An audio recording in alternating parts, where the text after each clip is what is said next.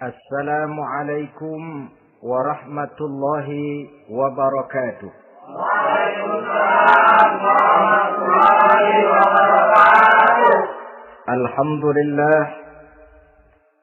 Alhamdulillahil jabbaril qahhar, al-azizil ghaffar, khaliqil jannati wan nar. Wassalatu wassalamu ala sayyidina wa maulana Muhammadinil Mukhtar wa ala alihi wa ashabihil adhar. Amma ba'du. Saudara-saudara kaum muslimin rahimakumullah.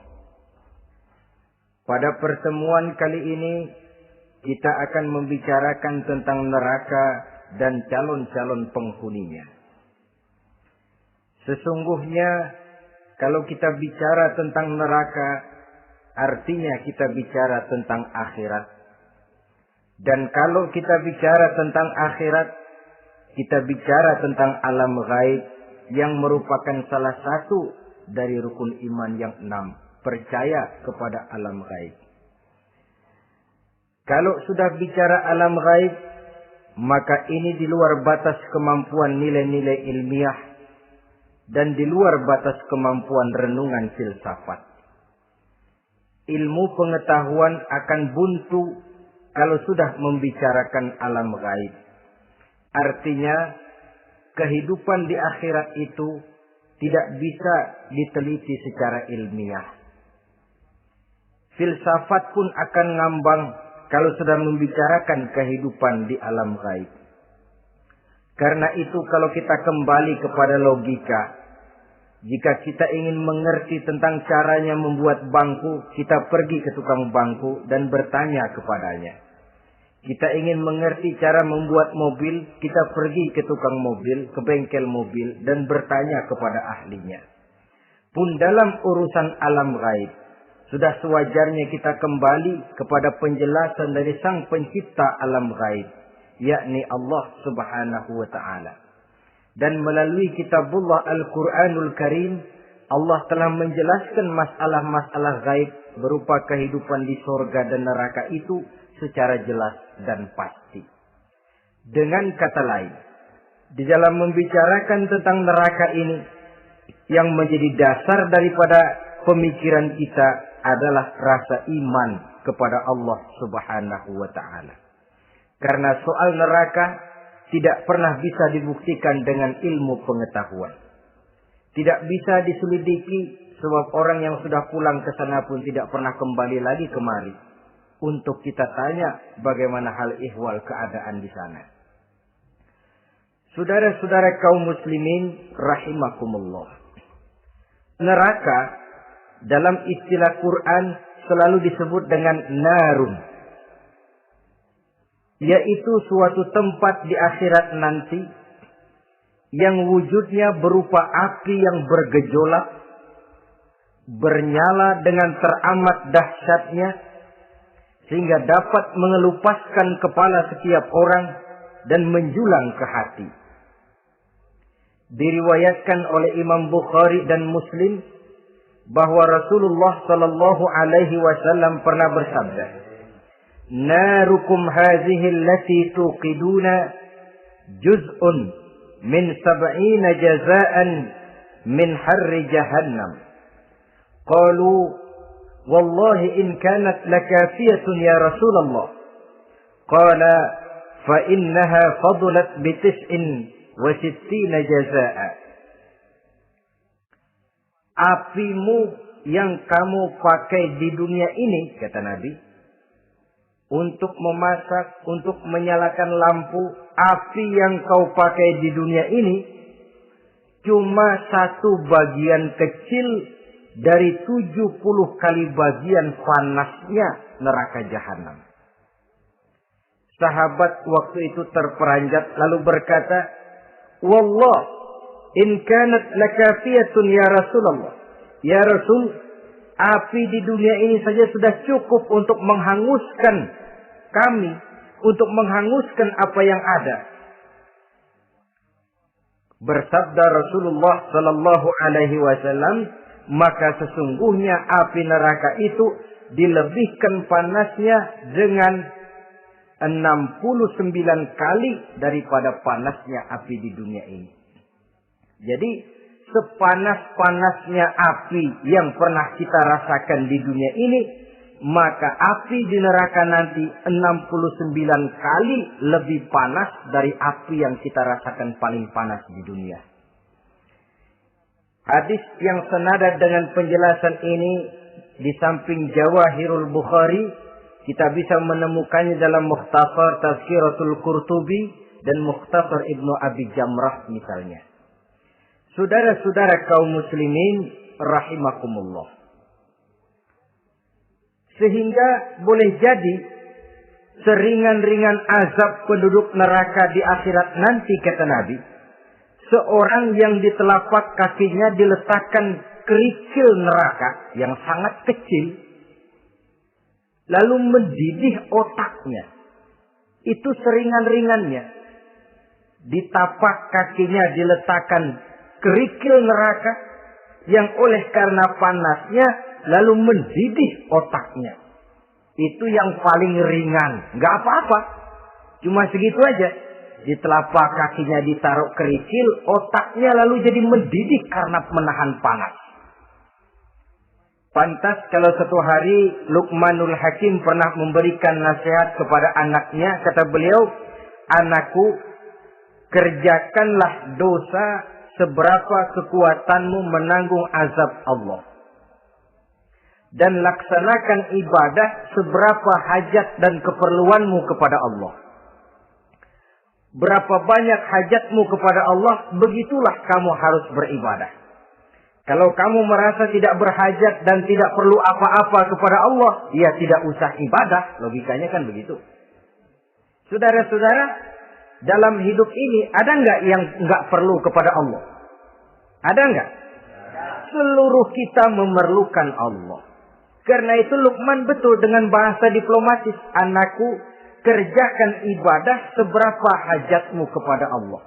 Makin banyak hajatmu kepada Allah, makin banyak hendaknya kamu melaksanakan ibadah. Tapi kalau kamu sudah bisa merasa bisa hidup tanpa Allah, persilahkan kamu tidak usah ibadah. Sebaliknya, kerjakan dosa seberapa kekuatanmu menanggung azab siksaan Allah. Kalau merasa sudah belajar ilmu kebal, kira-kira di neraka nanti nggak apa-apa, persilahkan kerjakan dosa sebanyak-banyaknya. Tapi kalau masih berpikir, gua mah jangan dibakar di neraka, nginjek puntung rokok, gua lompat. Kalau masih berpikir ke situ, ya hati-hati, saudara-saudara. Nah, sebagaimana surga, neraka pun ada pintu-pintunya. Dan yang melalui pintu-pintu itu sesuai dengan dosa yang dia kerjakan pada waktu kehidupannya di dunia ini. Jadi setelah manusia diadili, mereka kumpul di padang mahsyar beramai-ramai. Yang mendapat kitab di tangan kanan, yang selamat dari proses pengadilan, yang sudah nyata lebih banyak kebaikannya daripada kesalahannya, wajah mereka berseri-seri. Tapi yang rapotnya merah, yang timbangannya lebih banyak kejahatannya, mereka mukanya udah pada gulem. Di tengah itulah kedengaran pernyataan dari Allah Subhanahu wa taala. Salamun qaulan min Rabbir Rahim. Ada ucapan selamat dari Allah, Tuhan yang Maha Pengasih dan Maha Penyayang. Salamun alaikum. Selamatlah kamu, wahai orang-orang yang kelak akan sampai ke surga. Yang lulus di pengadilan dapat ucapan selamat dari Allah. Tapi pada saat itu juga Allah mengatakan, wamtazul yawma ayyuhal mujrimun. Pada hari ini, semua orang-orang yang kurang ajar, supaya minggir. Wamtazul yawma ayyuhal mujrimun. Orang-orang yang durjana, kelompok durhaka, para pembuat dosa, misah hari ini, minggir semuanya. Kamu akan digiring ke dalam neraka. Saudara-saudara kaum muslimin rahimakumullah. baik mereka yang akan menuju surga, baik mereka yang akan masuk ke dalam neraka, sama melintasi satu jembatan yang melintang di atas neraka. Dalam surah Maryam ayat 71 dan 72, walaupun jembatan itu tidak digambarkan secara jelas, tapi kita temukan penjelasan Allah sebagai berikut. Wa inna minkum illa wariduha, kana ala rabbika hatman maqdiyya, thumma nunajjil ladzina taqaw wa nazaru adh-dhalimina fiha jasiyya. Saudara-saudara, dan tidak ada setiap orang pun kecuali mereka akan melalui api neraka itu. Adapun orang-orang yang bertakwa, mereka diselamatkan oleh Allah. Sedangkan orang-orang yang zalim, mereka terlempar ke dalam jurang neraka. Nah, itu yang dinamakan dengan sirat. Ada memang riwayat menjelaskan bahwa sirat itu kecilnya seperti rambut dibelah 7, tajamnya lebih tajam dari mata pedang. Tapi dalam banyak hal, orang lewat di atas sirat itu bergantung kepada amalannya waktu dia hidup di dunia ini. Maka jangan heran ada orang yang lewat di atas sirat itu seperti kilat. Lep, sudah sampai di surga. Ada yang lewat di atas sirat itu seperti orang terbang. Ada yang lewat di atas sirat itu seperti orang lari. Ada yang seperti jalannya unta. Ada yang merangkak. Ada yang gelantungan. Ada yang sudah hampir sampai ke tepian sana untuk masuk ke dalam surga. Terpeleset nyemplung juga ke dalam neraka. Sesuai dengan amalan pada waktu mereka hidup di kehidupan dunia yang sekarang ini. Saudara-saudara kaum muslimin rahimakumullah. Apabila orang terperosok lalu masuk ke dalam neraka, bagaimanakah ihwal keadaan di neraka? Panasnya sudah kita jelaskan tadi. 70 kali lipat dari sepanas-panasnya api di dunia ini. Lalu orang-orang yang masuk ke dalam neraka, mereka juga mendapat pakaian, makanan, minuman, perhiasan. Tapi makanannya, minumannya, perhiasannya lain dengan orang-orang yang sampai di surga. Mereka juga diberikan buah-buahan, sebab di neraka juga ada pohon. Namanya pohon zakum. Buahnya duri dari api. Dan itu yang akan jadi lalap makanannya orang-orang neraka. Di dalam surah As-Saffat ayat 64-65 Allah Subhanahu wa taala menjelaskan, "Innaha sajaratun takhruju fi aslil jahim, tal'uha ka'annahu ru'usus sayatin." Sesungguhnya pohon zakum itu adalah satu pohon yang akarnya keluar dari dasar neraka, yang buahnya seperti kepala setan. Ini sudah untuk bahasa yang sangat menyeramkan ini. Pohon itu tumbuh dari dasar neraka, buahnya mirip kepala setan. Itu akan dijadikan makanannya orang-orang yang ada di dalam neraka. Perhiasannya apa? Surah Al-Insan ayat 4. Inna a'tadna lil kafirina salasilan wa aghlalan wa sa'ira.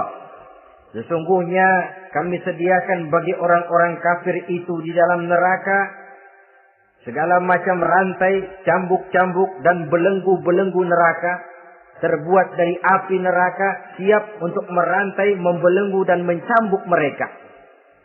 Jadi dikasih perhiasan, lehernya dikalungin rantai, tangannya dipakein belenggu, ada cambuk-cambuk yang seluruhnya terbuat dari api neraka. Begitu mereka sampai ke pintu neraka yang namanya malaikat Zabaniyah, penjaga neraka, udah bukan main gemesnya dah. Ya, nyambutnya nggak ada ramahnya, lain sama malaikat Ridwan, penjaga surga. ramah, murah senyum. Begitu orang mau masuk surga, salamun alaikum tibtum fadkhuluha khalidin. Keselamatan atas kamu, sungguh kamu telah beruntung. Sekaranglah masuk kamu ke dalam surga dan kekalah tinggal selama-lamanya di sana. Ramah, murah senyum, selamat datang, selamat tiba di tempat yang penuh kenikmatan. Mari persilahkan. Ini malaikat Ridwan. Malaikat Malik, malaikat Zabaniyah lain lagi. Dia nungguin pabrik. Sadis menerima. Matanya melotot. Ini dia. Manusia-manusia kurang ajar. Yang waktu di dunia sudah datang para rasul. Sudah turun agama. Sudah datang Al-Quran tapi belagak pilon. Ini loh. Nih rantai. Belenggu. Lalu dirangkeng.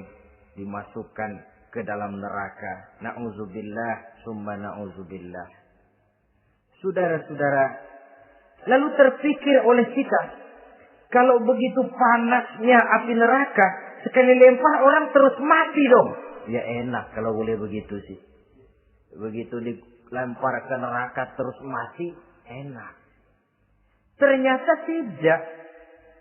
Kepedihan neraka adalah kepedihan yang kekal dan terus menerus. Tidak satu saat pun orang-orang di dalam neraka pernah merasakan kesenangan. Tidak sesaat pun. Kali semenit kayak ngaso. Enggak, terus menerus berada dalam kepedihan yang tiada tara. Al-Quran menjelaskan. Kullama nadijat juluduhum baddalnahum juludan ghairaha. Apabila hancur kulitnya, kami ganti dengan kulit yang baru. Supaya apa? Liyazukul azab. Biar dia rasain azab. Tuh, rasain dulu. Hancur kepalanya, buletin lagi. Hancur kulitnya, bikin lagi. Berantakan isi perutnya, disempurnakan lagi, digiling lagi. Terus menerus begitu. Tidak sedetik pun penduduk neraka itu pernah mengalami istirahat. Barangkali pakai jam istirahat lumayan. Ini enggak ada. Ada bel keneng istirahat, azab dicabut. Tidak. Terus menerus dan selalu begitu.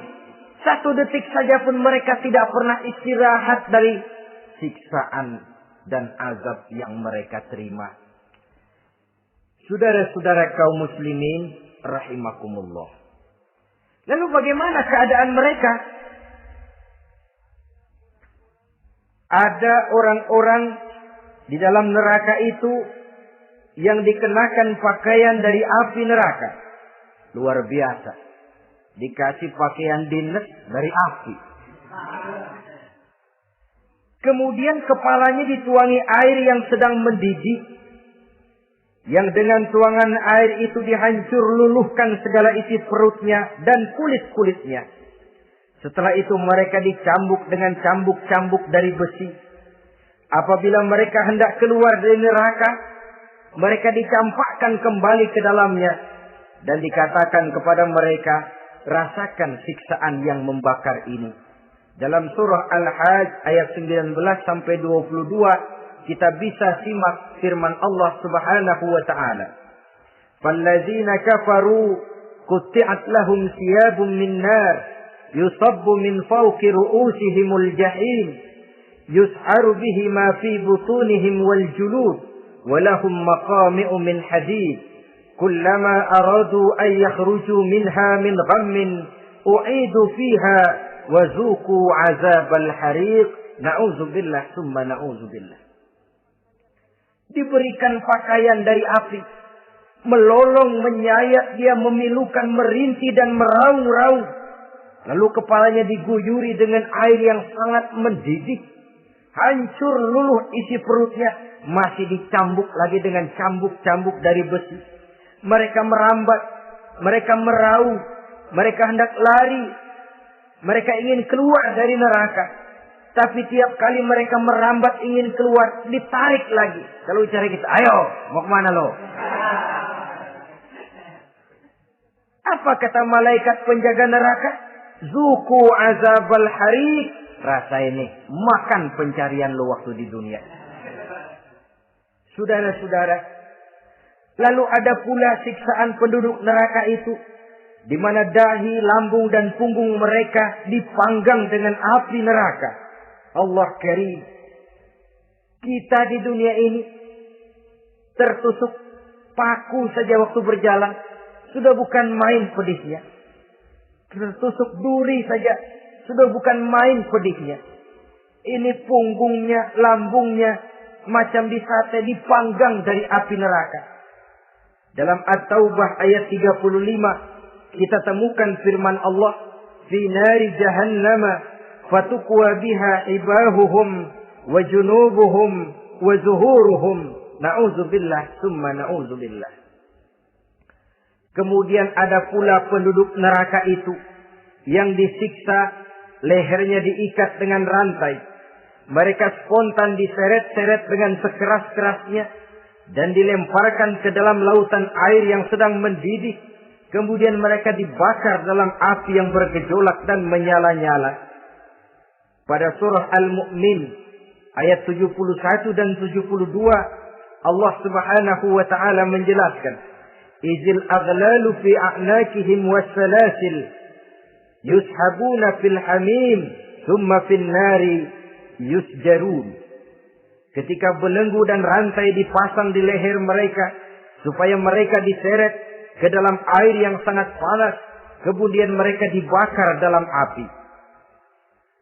Ada lagi penduduk neraka yang dipegang jambulnya lalu diseret ke tengah-tengah neraka, kemudian kepalanya digerujugi dengan air yang mendidih seperti yang dijelaskan dalam surah Ad-Dukhan ayat 47 dan 49. Pendeknya, azab dan siksaan neraka itu sesuailah dengan amalan dosa yang dikerjakan manusia pada waktu kehidupan di dunia ini.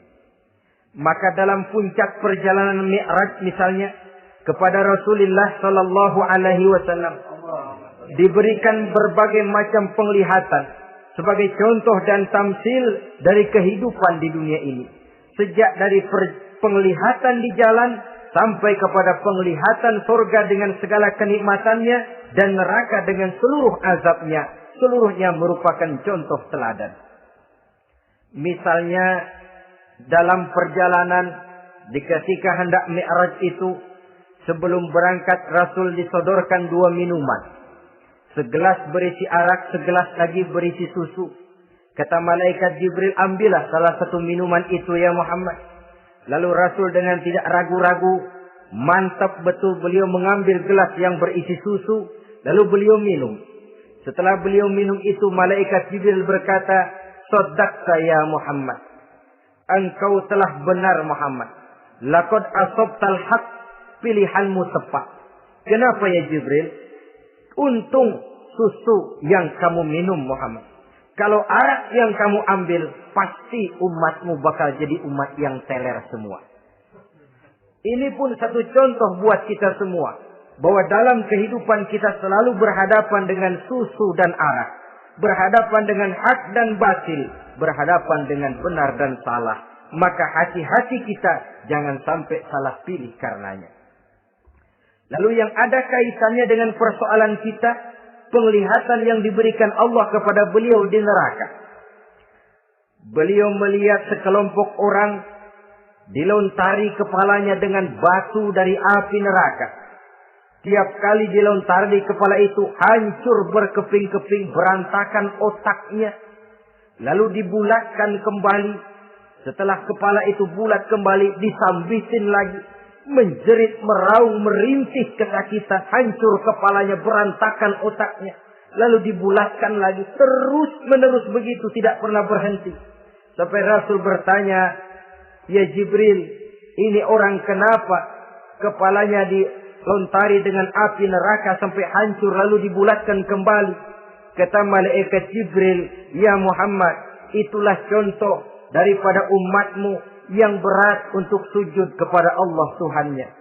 Itulah contoh dari umatmu yang waktu hidup di dunianya tidak pernah mendirikan sholat sama sekali. Sombong yang paling sombong adalah sombong kepada Allah. Artinya tidak mau sujud kepada Sang Maha Penciptanya. Jadi barangkali saudara punya cita-cita atau keinginan, saya mau yang ini saja. Persilahkan, nggak usah sembahyang. Lalu ada lagi sekelompok kaum. Perutnya besar, sebesar rumah. Dililit dengan kala dan ular dari api neraka. Diseret-seret dia di jurang neraka. Dipatoki ular, hancur perutnya. Dibulatkan lagi perut itu. Diseret kembali, hancur lagi. Dibulatkan lagi.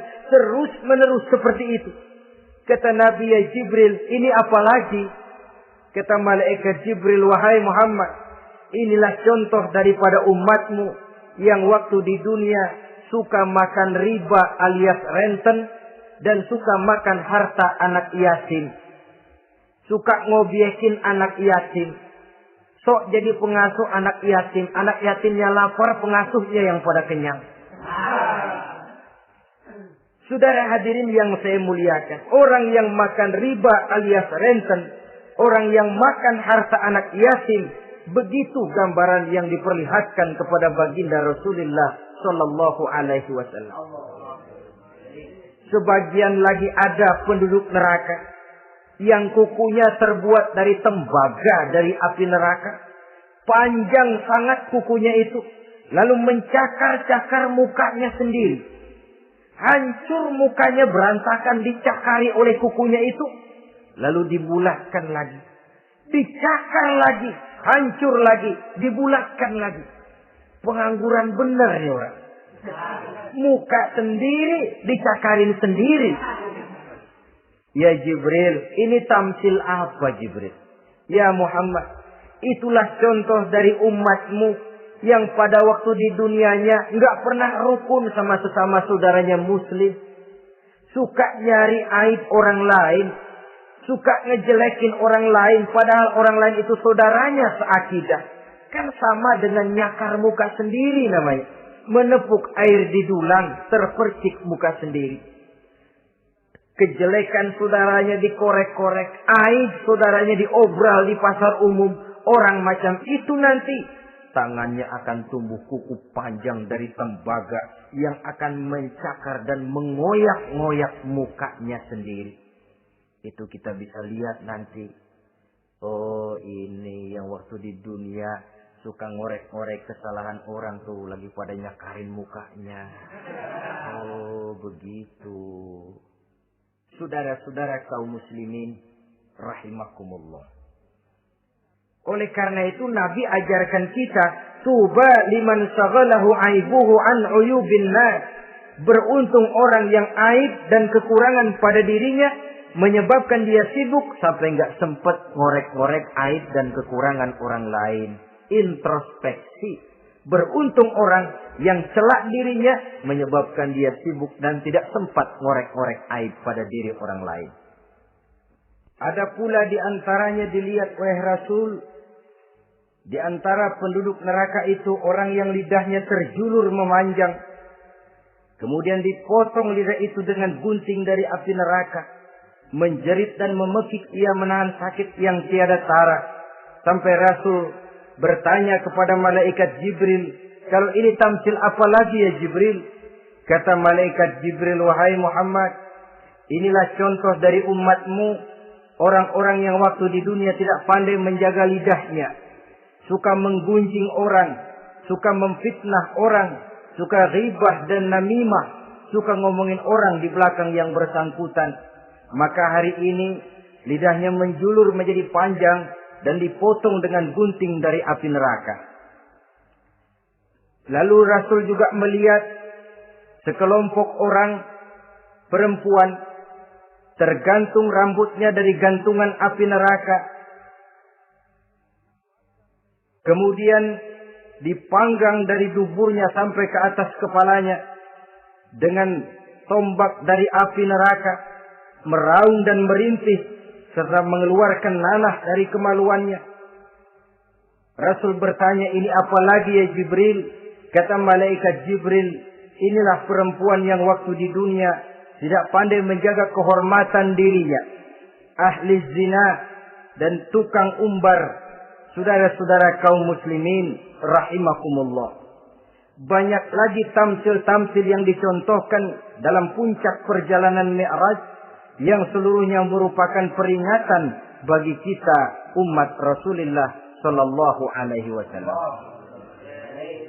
Nah, kemudian sekarang marilah kita bicarakan neraka itu satu demi satu. Yang pertama, dan ini yang paling dikenal orang, neraka Jahannam atau naru Jahannam. Siapa yang dijelaskan Allah akan menjadi penghuni neraka Jahannam ini? Pertama dalam surah Al-Ankabut ayat 68. Wa man azlamu mimman iftara 'ala Allahi kadziban aw kadzdzaba bil haqqi lamma ja'ahu alaysa fi jahannam maswal lil kafirin.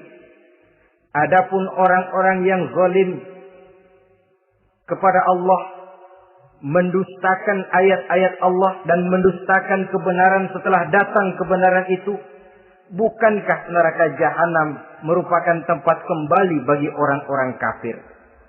Jadi dalam Al-Ankabut ayat 68 ini dijelaskan, penduduk neraka Jahannam itu pertama adalah orang-orang kafir. Siapa orang kafir?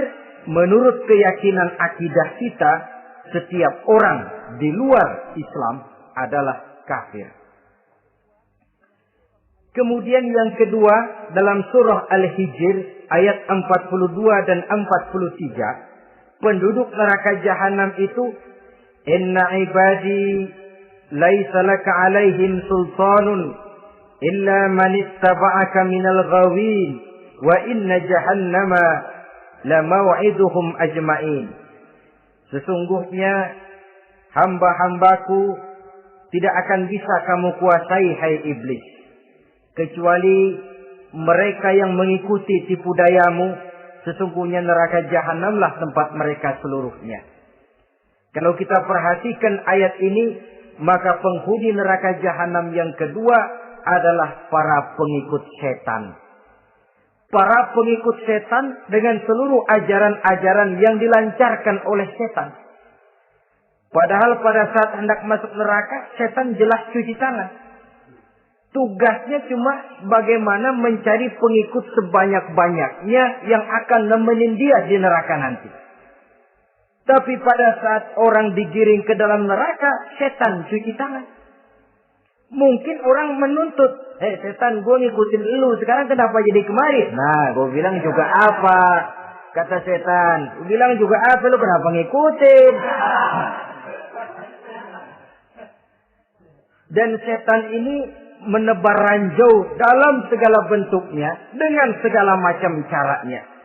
Para pengikut setan yang menjauhi tuntunan agama, memperturutkan hawa nafsunya. Setan membiciki manusia lewat minuman keras. Setan masuk manusia lewat judi, lewat zina, lewat kenikmatan yang melalaikan orang dari kehidupan akhirat dan selanjutnya. Dengan segala macam jalan. Kadang-kadang dalam ibadah setan juga masuk.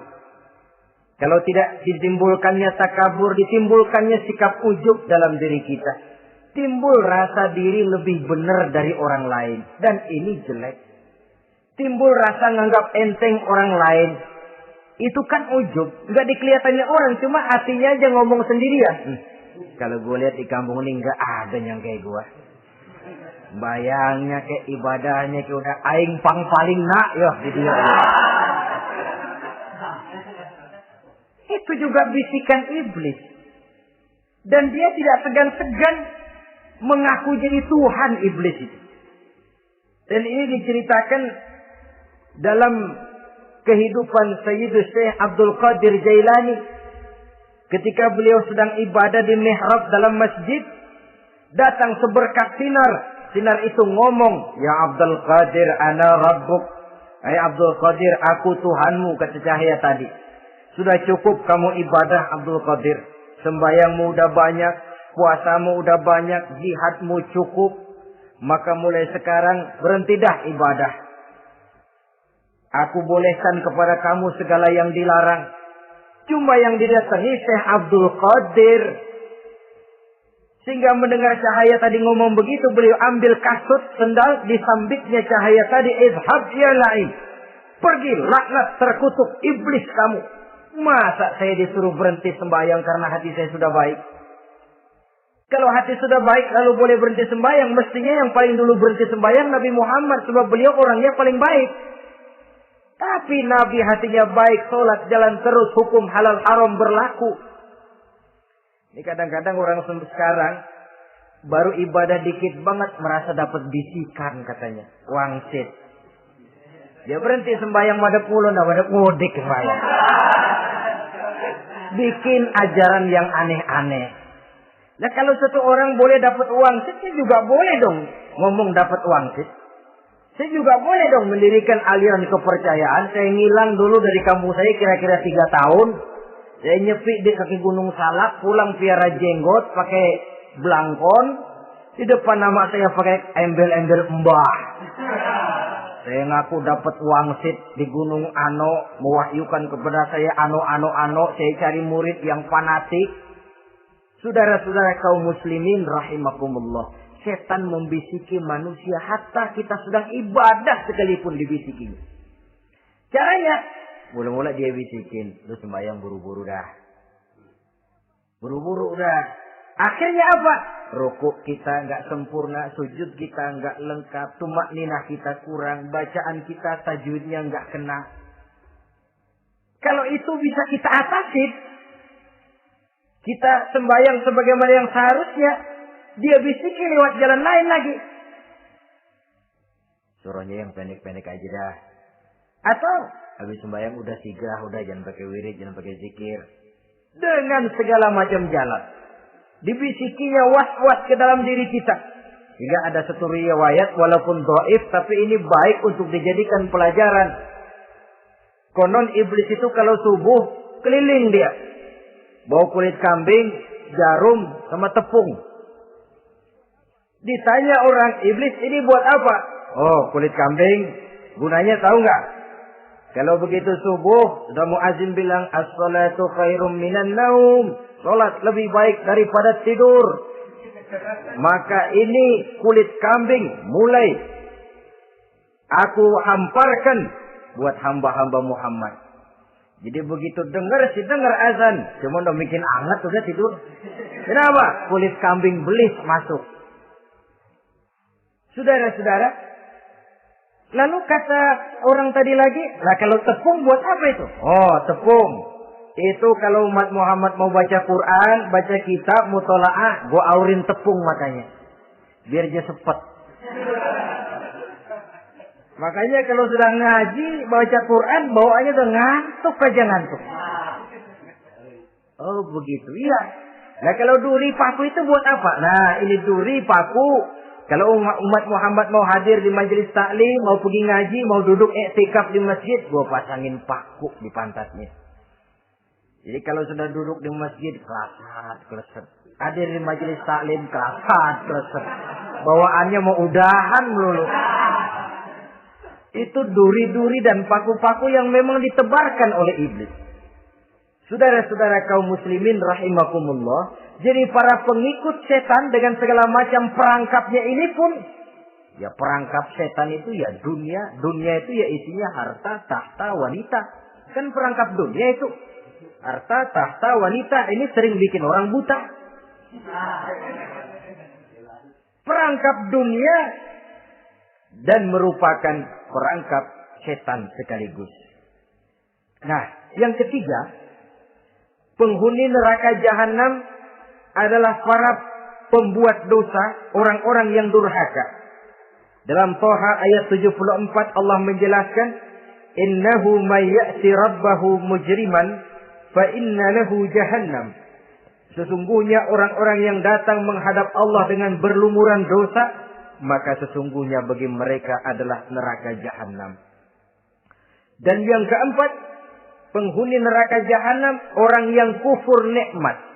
Tidak cuma kufur iman, tapi kufur nikmat bisa menyebabkan orang masuk neraka jahanam. belum pernah merasakan dalam hidupnya bahwa Allah memberikan nikmat kepadanya, bagaimanapun besar karunia dan nikmat itu.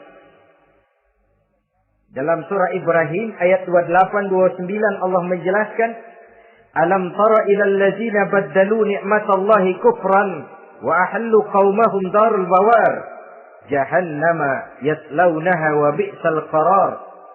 Tidaklah engkau perhatikan, tidaklah kau lihat orang-orang yang mengganti, menukar nikmat Tuhannya dengan kekufuran. Diberikan nikmat berupa Islam, digantinya dengan kekufuran.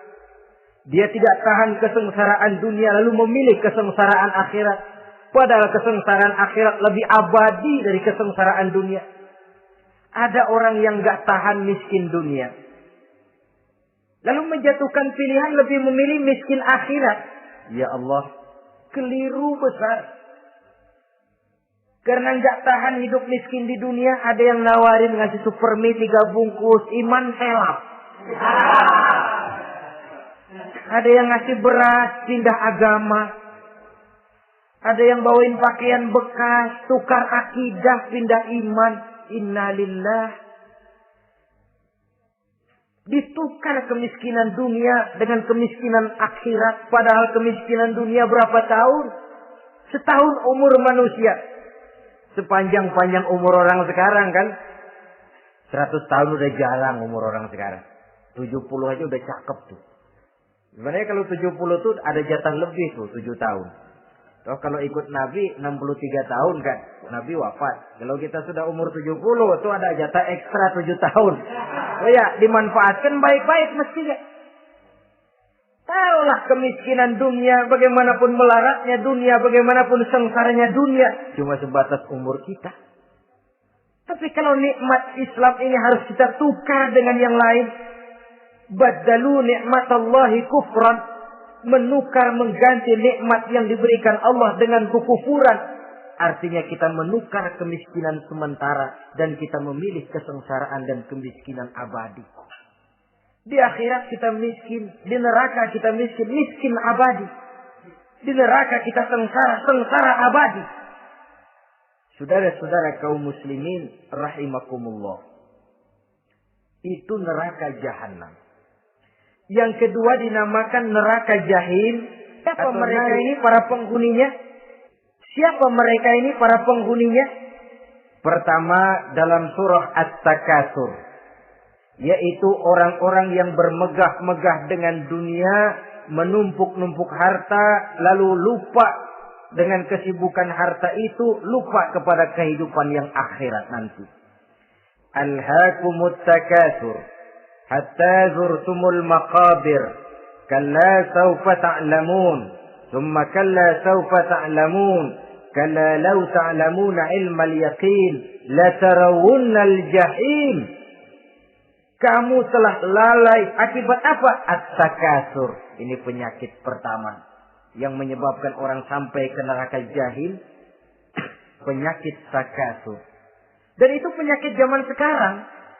Berlomba-lomba dengan kemegahan materi. Berlomba-lomba dengan kemegahan dunia. Padahal kalau urusan itu kita berlomba, tidak akan pernah sampai finish. Percayalah itu. Tidak akan pernah finish. Sebab kemegahan dunia siklus, lingkaran setan. Kita anggap kalau punya duit 1 juta tenang. Punya 1 juta berubah pikiran. Lain lagi. Kita anggap kalau punya mobil enak. Sudah punya mobil, lain lagi problemnya. Kita anggap kalau rumah sudah gedung, enak hidup. Punya rumah gedung, lain lagi problemnya. Makanya pesan Nabi kalau ingin hidup tenang, urusan dunia lihat ke bawah, urusan akhirat lihat ke atas. Sering dicontohkan kalau punya mobil, bilang alhamdulillah kita punya mobil, tangga kita cuma punya motor. Kata yang punya motor, syukur banget kita punya motor, tangga kita punya sepeda doang. Kemana-mana kekejek mulu. Dayung. Kata yang punya sepeda, alhamdulillah kita punya sepeda, tetangga kita cuma jalan kaki, kemana-mana ngetuk mulu. Kata yang jalan kaki, alhamdulillah masih bisa jalan, tangga kita sebulan lumpuh bertahun-tahun gak kemana-mana. Kata yang lumpuh, alhamdulillah masih hidup, tangga kita kemarin mati gak balik lagi. Itu dalam urusan dunia. Sehingga sifat takasur ini hilang. Tapi urusan akhirat, lihat ke atas. Kalau dia begitu sibuknya bisa jaga sholat, kenapa saya tidak? Kalau dia hidupnya sederhana, rajin sedekah, kenapa saya yang lebih kok enggak sanggup? Kalau dia bisa baca Quran, kenapa saya enggak? Lalu timbul gairah ingin mencontoh. Mencontoh orang dalam urusan ibadah menimbulkan ketenangan jiwa. Dan itu ada garis finishnya. Tapi kalau yang lumpuh lihat yang bisa jalan, lihat yang naik sepeda, yang sepeda naik punya lihat motor, sudah punya motor lihat mobil, lihat pesawat terbang, lihat kereta api. Kapanlah awaknya mau bersyukur? Yang ada kurang saja padahal nikmat itu tidak pernah berhenti. Bukan dilarang orang kaya. Tetapi perlombaan memperkaya diri itu yang dilarang. Karena kalau sudah perlombaan namanya jor-joran sifatnya. Prinsipnya tujuan menghalalkan cara ini yang dijaga oleh agama. Saudara-saudara, selain penyakit takasur yang menyebabkan orang sampai ke neraka jahim, juga perbuatan durjana.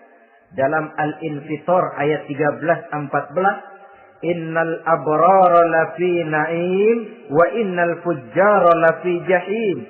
Orang-orang yang berbakti, berbuat kebajikan, mereka akan mendapatkan neraka surga naim. Tetapi orang-orang yang fujar, durjana, kurang ajar, durhaka, lafi jahim, mereka akan mendapatkan neraka jahim. Lalu siapa lagi penghuni jahim itu? Orang-orang yang menentang dan menantang ayat-ayat Allah. Wallazina sa'au fi ayatina mu'ajizin ulaika ashabul jahim. Dan orang-orang yang berusaha menantang ayat-ayat Allah sehingga melemahkan orang-orang yang mau mengikuti rasul-rasul Allah. Menantang ayat Allah dan membuat lemah orang yang mengikuti rasul. Melemahkan semangat orang yang mau mengikuti khitah dan perjalanan Rasul. Kamu bangun masjid, iya. Berat, jangan. Jangan aja kapok. Majelis taklim, pahit. Ngaji, berat, melemahkan ini. Sudah dia rusak, merusak lagi. Kalau rusak kan cuma sendirian. Ini tidak, sudah rusak, merusak. Mu'ajizin, melemahkan orang-orang yang mau mengikuti ayat-ayat Allah. Dan itu tidak jarang zaman sekarang ini. Orang yang melemahkan semangat kita dalam berjuang menegakkan kebenaran. Kita yakin Islam agama yang benar, kita yakin Islam agama yang sempurna. Ada saja orang yang melemahkan semangat kita. Yang berteori bahwa ada ayat-ayat Quran yang tidak relevan lagi dengan situasi dan kondisi. Yang berteori bahwa Nabi Muhammad cuma sebagai manusia biasa yang tidak terlepas kemungkinan dari salah. Pendeknya melemahkan nilai-nilai semangat kita untuk memperjuangkan Islam ini. Ini pun termasuk mu'ajizin. Mereka akan menemukan nanti di akhirat kapling di dalam neraka yang dinamakan neraka jahim. Na'udzubillah summa na'udzubillah. Yang ketiga, saudara-saudara, di antara nama neraka itu adalah neraka hawiyah. Siapa penghuni neraka hawiyah ini? Dalam surah Al-Qari'ah ayat 8-11 dijelaskan secara simpel, wa amma man khaffat mawazinuhu fa ummuhu hawiyah. Adapun orang-orang yang ringan timbangan kebaikannya, maka tempatnya adalah neraka hawiyah. Artinya, orang ini lebih berat timbangan kejahatannya. Sedikit kebaikannya sehingga jadi ringan di timbangan akhirat nanti. Sholat, puasa, zakat. Tapi dosa yang dikerjakan masih lebih banyak ketimbang kebaikan yang dikerjakannya itu. Maka orang semacam ini apabila tidak mendapat syafaat, maka dia akan masuk ke dalam neraka yang namanya neraka hawiyah. Lalu yang keempat, neraka wail. Dalam surah Al-Ma'un ayat 1-7 garis besarnya yang mendapat neraka wail adalah para pendusta agama. Siapa sih pendusta agama itu? Ara'aita allazi yukadzibu bid-din?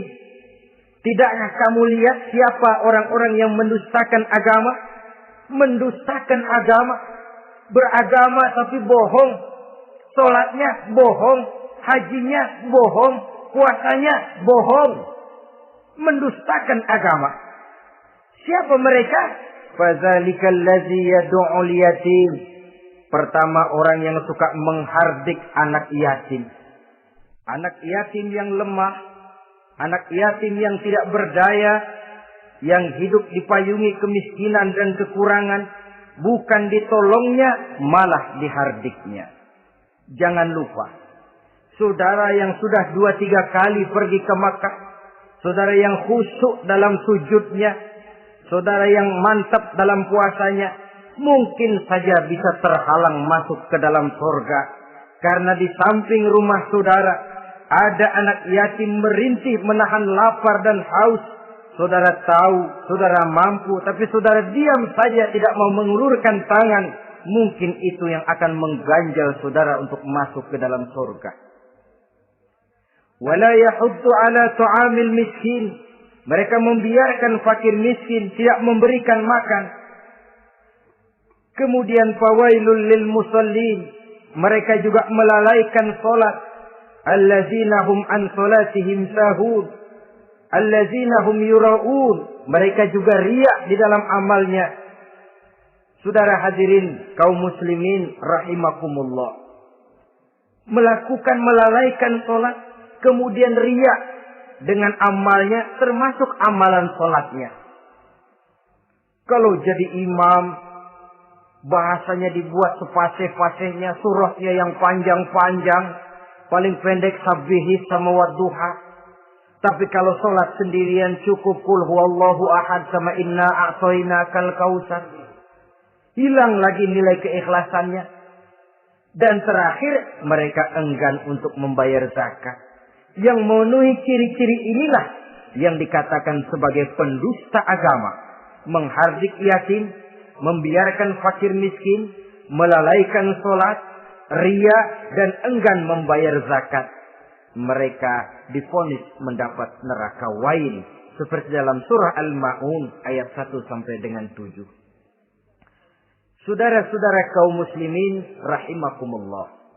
Yang kelima, neraka sa'ir. Neraka sa'ir ini pertama buat mereka yang memakan harta yatim. Kalau tadi tidak mau membantu, ini malah membantu tapi tujuannya malah ngobyekin anak yatim. Mereka yang memakan harta yatim dalam An-Nisa ayat 10. Innal ladzina ya'kuluna amwalal yatama zulman innama ya'kuluna fi butunihim nara wa sayaslawna sa'ira. Sesungguhnya orang-orang yang memakan harta anak-anak yatim dengan zalim, mereka sebenarnya telah memakan neraka, memasukkan api neraka ke dalam perutnya. Mereka akan dilontarkan ke neraka sa'ir. Selain itu, orang-orang yang mengingkari apa yang diturunkan oleh Allah Subhanahu wa ta'ala, mengingkari kebenaran Quran, mengingkari Rasul, pendeknya mengingkari Islam, dijelaskan dalam surah Luqman ayat 21. Yang keenam, saudara-saudara, yang dinamakan dengan neraka lago namanya. Pertama, untuk pembangkang dan orang yang menjauhi agama. Yang kedua, orang yang berpaling dari kebenaran. Dan yang ketiga, orang yang suka menumpuk-numpuk harta dan menyimpannya. Tidak mau membayar zakat, infak, apalagi sedekah. Ini kita temukan penjelasannya dalam surah Al-Ma'arij ayat 15 dan 17. Yang ketujuh dinamakan neraka Sakor. Siapa penghuni neraka Sakor ini? Pertama, orang yang tidak pernah sholat. Yang kedua, tidak pernah memberi makan orang-orang miskin. Yang ketiga, ahli membicarakan yang batil. Strategis betul dia, ulung kalau sudah mengatur kebatilan. Kemudian yang keempat, orang yang mendustakan hari akhir. Dalam surah Al-Muddatsir ayat 42 sampai 47, kepada penduduk neraka Sakor ditanya, "Ma salakakum fis Sakor?" Apa yang menyebabkan kamu masuk ke dalam neraka Sakor?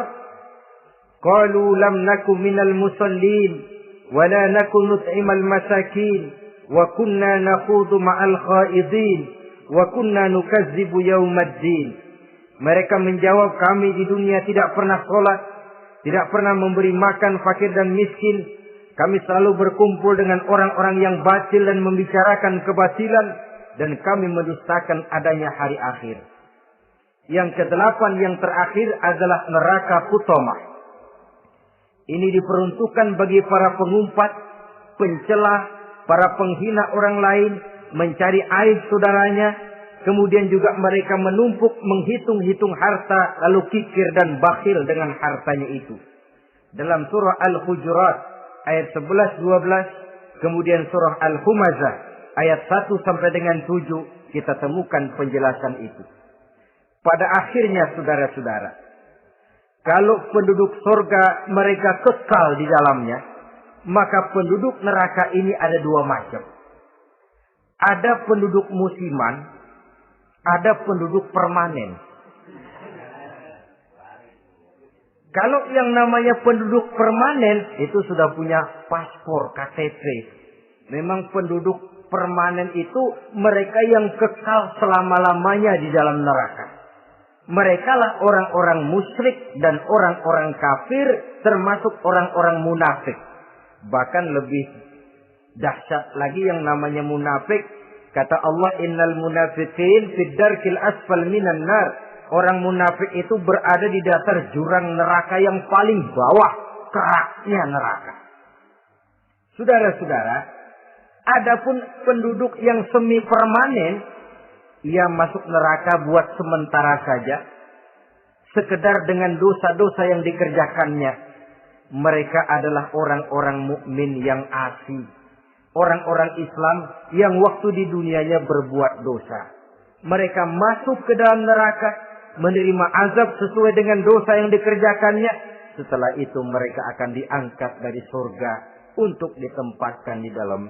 Mereka akan diangkat dari neraka untuk ditempatkan di dalam surganya Allah Subhanahu wa taala. Seperti banyak dijelaskan dalam hadis-hadis sahih yang diriwayatkan oleh Imam Bukhari dan Muslim. Nah, inilah sekelumit tentang neraka dan calon-calon penghuninya. Mudah-mudahan Allah jauhkan kita. Allah jauhkan anak cucu kita. Allah jauhkan seluruh keluarga kita dari neraka dan dari azab neraka. Terima kasih dan mohon maaf. Wassalamualaikum warahmatullahi wabarakatuh. Waalaikumsalam warahmatullahi wabarakatuh.